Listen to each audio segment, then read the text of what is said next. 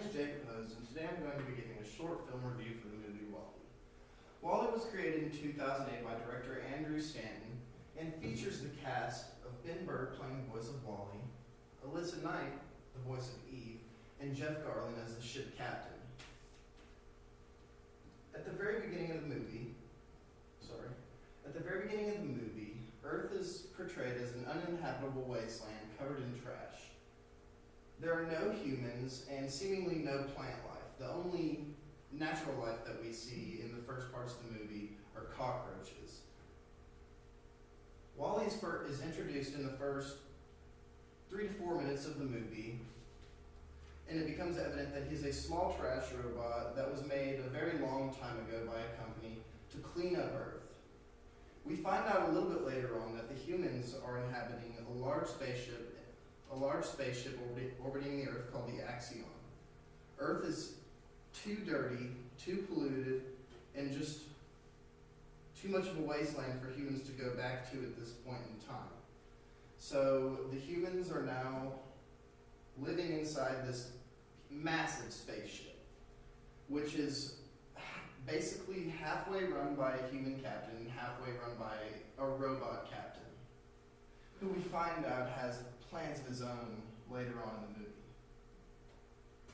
Every so often, the Axion sends a smaller spaceship back to Earth with a small robot on it. This robot, who we meet, and her name is Eve, appears at first very dangerous. She is blowing anything that moves up and is seemingly scanning for something. We don't know what she's scanning for yet, and neither does WALL-E. WALL-E hasn't made contact with her yet, but he has seen her. He's watching her and kind of following her. He's taking interest to her, and I don't blame him because he probably hasn't seen life in around 700 years. Well, we find out about 15 minutes into the movie, WALL-E and Eve make contact. WALL-E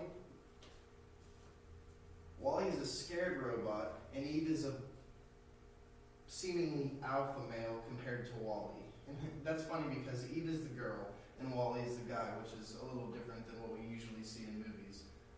Eve has a laser that she can just shoot out of her shell, and all WALL-E can do is pull trash into himself, compress it into a cube, and push it back out. That's his only job. Well, Eve was sent back to find any sign of intelligent life on Earth. And about, 20, 30 minutes into the movie, she finds a small plant when WALL-E takes her back to his house and shows her around.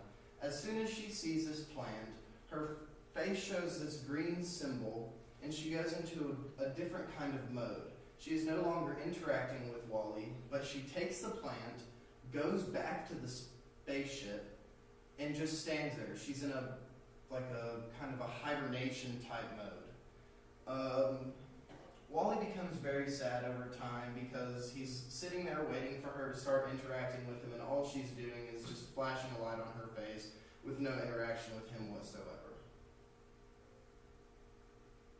Finally, Eve makes a move. WALL-E sees it too. She gets back on the spaceship, and it looks like she's about to head back to the Axion. Well, WALL-E attaches himself to the outside of the spaceship and goes back to the Axion with Eve to follow him because WALL-E has a crush on Eve, and there's no denying it. Well, once back at the spaceship, it is very evident that it is supposed to be a utopia, a place perfect for humans to live. Huge buildings, huge shopping centers, and everything a human could possibly need. The only thing is that every human looks like they weigh about, 400 pounds, and they're all in floating chairs, and they don't walk, and they're lazy. So instead of it being a utopia, to me it's a dystopia, because it's made to be perfect, but it's nowhere even close to perfect. It's only had a negative impact on humans. Anyways, Eve delivers the plant sample back to the ship, and when the ship captain finds out the plant sample is back, he almost is just dumbfounded. I mean, there's been no signs of life on Earth for 700 years, and they found a plant sample. So yeah, he's very surprised. Every captain is told when they gain their, captainship, that if any sign of life comes back to the ship with one of the robots coming to scan Earth, that the humans inhabiting the Axion are therefore able to move back to Earth. Well, when the captain finds this out, he doesn't really know what to do. And there's a series of events with Wally trying to find Eve and Eve trying to find Wally, and it's just a big mess. We also find out that the ship's mainframe, like I said, has plans of its own. The captain knows that they're supposed to go back to Earth when the life is found. Well, the ship is telling the captain that they should not go back to Earth. And at first it's kind of a mellow, oh, we shouldn't go back to Earth, and then it progresses into a more serious, the ship's really just trying to prevent them from going back to Earth. They're trying to send Wally and Eve off the ship, trying to destroy the plant sample and things of that nature. Well, while winding in and out of this large spaceship, Wally and Eve make a romantic connection. And becomes sort of a mission for both of them to get this plant sample delivered. Wally is putting his life on the line to save Eve, and Eve is doing the same for him. And they get the plant sample delivered to the ship finally, and the captain, Jeff Garland,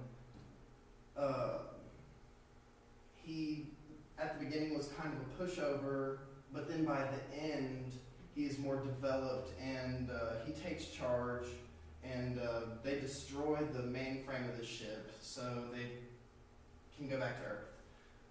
And at the very end, the two robots and the captain are all together, and they go back to Earth, and all the humans come back to Earth, and basically to live happy ever after, to start life over. I mean, they're going to have to lose a bunch of weight if they want to walk, but they're back on Earth to start life over. So next, Wally and Eve, like I said earlier, share a romantic bond throughout the movie that fuels Wally to chase after Eve and stay by her side and keep her safe. There are several components of the film, but the three key components, in my opinion, are togetherness, independence, and the environment. It's funny that togetherness and independence are both in the same movie, but we do see signs of both. The togetherness is displayed through Wally and Eve. It is evident that Wally is not going to leave Eve's side. I mean, he's probably never met another robot, maybe never a female in his life. So he's attached to her, and they just share kind of this nice little childish relationship it's kind of cute. Independence is shown throughout the movie. Well, actually, at the very beginning, independence is not shown in the movie. The captain and everyone on the Axion are all conformed to this way of life. They don't even get out of their chairs. They eat, they move in these chairs, they get from place to place. They do everything in these chairs, and everything is done for them. So there's no independence there. But later on in the movie, the captain shows a lot of independence when he breaks the shell, and he almost has an epiphany at one point and says, well, we've been on this ship for 700 years. That's a very long time. And it starts to become obvious that the ship itself, the computer part of the ship, was keeping the humans in space. It's not really made known why the ship would want to keep the humans in space, but that's its mission, to keep them in space. So by the end of the movie, the captain breaks his shell and learns to become independent. And the third biggest factor in this movie is the environment. As you can see right here, the environment is an absolute wasteland on Earth. The whole reason that humans left was because of all the trash. I mean, the trash and pollution. And if you look, these are massive buildings that are on Earth, completely abandoned. Shopping centers, massive office buildings, everything you could possibly need. It appeared to be the perfect world at one point, and then humans just let it go. They took it for granted, and they really shouldn't have. When you take stuff for granted, I mean, it's shown in this movie, you see what happens. It's either you lose it or it's destroyed. In my opinion, you should watch this film. I mean, although it is an animated children's movie, there is still an appeal for adults as well. There are themes and underlying symbolism that an adult might find entertaining or even informative. I myself found it entertaining and informative because even though it's a children's film, they still use these two robots and their bond and the way they act to display this almost sense of, it instills almost a sense of appreciation in me when I watch the movie, because when I look at Earth, it's I would never want to see the Earth like that. So, and obviously, I mean, it's an animated movie. There's funny bits and pieces here and there, and kids love it. They eat it up. But even though the kids love it, it's still a great movie for adults too. So, my opinion is, see the movie. You can't go wrong. It's about an hour and a half long. On IMDb, it has 8.5 stars out of 10, and it's in the top 5,000 movies for IMDb. So, in my source citations, the only thing I got off the internet was a couple bits and pieces from IMDb and the pictures back here, which have the copyright symbols on them. Got those off image search. But yes, I would definitely recommend this movie, and for any age, and thank you.